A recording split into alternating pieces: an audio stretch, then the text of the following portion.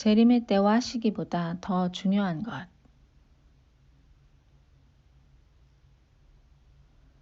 형제들아, 때와 시기에 관하여는 너희에게 쓸 것이 없음은 주의 날이 밤에 도적같이 이를 줄을 너희 자신이 자세히 알미라. 데살로니가전서 5장 1절로 2절.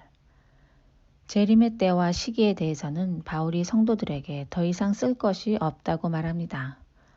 이것은 데살로니가에 머물렀던 그 짧은 3주간의 양육 기간 동안 바울은 십자가와 부활의 복음뿐만 아니라 재림의 때와 시기에 대하여 매우 상세하게 성도들에게 설명을 했다는 것입니다.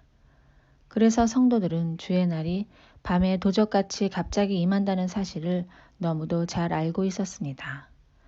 저희가 평안하다, 안전하다 할 그때 잉태된 여자에게 해산 고통이 이름과 같이 멸망이 호련히 저희에게 이르리니 결단코 피하지 못하리라. 데살로니가전서 5장 3절.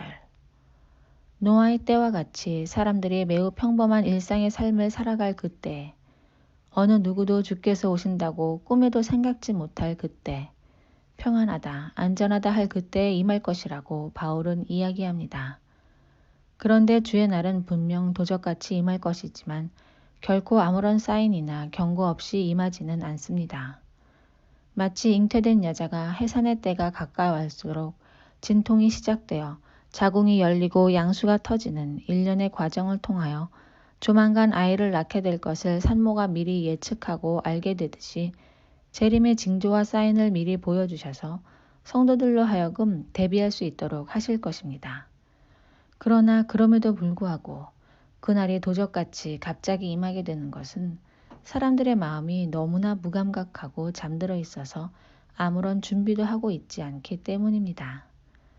형제들아, 너희는 어두움에 있지 아니하매 그날이 도적같이 너희에게 임하지 못하리니 너희는 다 빛의 아들이요 낮의 아들이라. 우리가 밤이나 어두움에 속하지 아니하나니 그러므로 우리는 다른 이들과 같이 자지 말고 오직 깨어 근신할지라.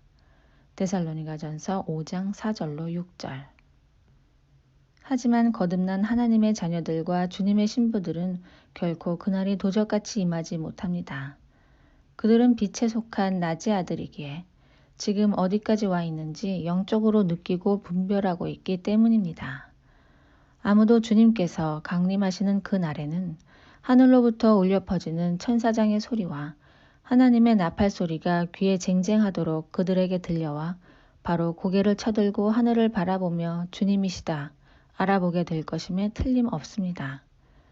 마치 베드로가 예수님 부활하신 후 디베랴 바다에 고기 잡으러 가서 힘겨운 일상을 살아가면서도 주님께서 그물을 오른편에 던지라고 했을 때 예수님을 알아보고 주시다 외치면서 물속에 뛰어들어 주를 향해 헤엄쳐 갔듯이 말입니다. 자는 자들은 밤에 자고 취하는 자들은 밤에 취하되 우리는 낮에 속하였으니 근신하여 믿음과 사랑의 흉배를 붙이고 구원의 소망의 투구를 쓰자. 데살로니가전서 5장 7절로 8절. 지금은 영적인 양극화의 시대입니다. 그동안 뚜렷하지 않았던 영적인 진영이 두 갈래로 갈려지는 시대입니다. 빛에 속한 자와 어두움에 속한 자, 깨어있는 자와 잠들어 있는 자, 살아있는 자와 죽어있는 자. 사람들의 영적인 상태가 적나라하게 수면 위로 드러나고 있습니다. 사도 바울은 빛의 아들이요 낮에 속한 자로서 마땅히 착용해야 할 영적인 갑옷에 대하여 언급합니다. 믿음과 사랑의 흉배와 구원의 소망의 투구를 쓰라고 말입니다.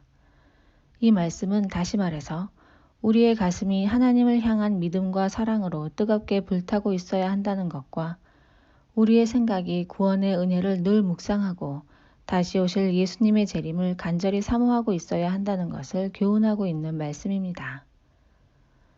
하나님이 우리를 세우심은 노하심에 이르게 하심이 아니요 오직 우리 주 예수 그리스도로 말미암아 구원을 얻게 하신 것이라. 데살로니가전서 5장 9절. 하나님께서 우리를 당신의 자녀와 신부로 불러주사 지금껏 여러 가지 연단의 과정을 겪게 하시는 이유는 장차 반드시 온 세상에 임하게 될 노하심에 들어가지 않고 예수님 공중 강림하시는 그날에 구름 속으로 끌어올려 공중에서 주를 영접하게 하시기 위함입니다.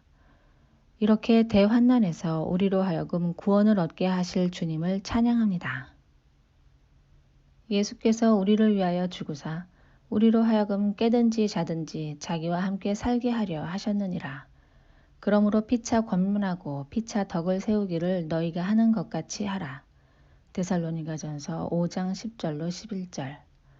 깨든지 자든지 예수님께서 자기와 함께 살게 하시겠다는 말씀이 새롭게 와닿습니다.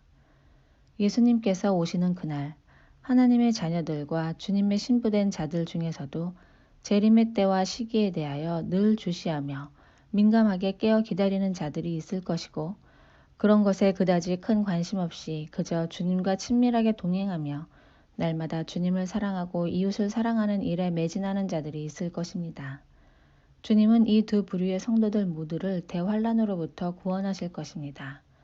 주님 다시 오실 때 정말 중요한 것은 등불이 아니라 기름이기 때문입니다. 기름이 있고 없고에 따라 천국 혼인잔치에 들어가느냐 아니냐가 결정된다는 것을 반드시 숙지해야 합니다.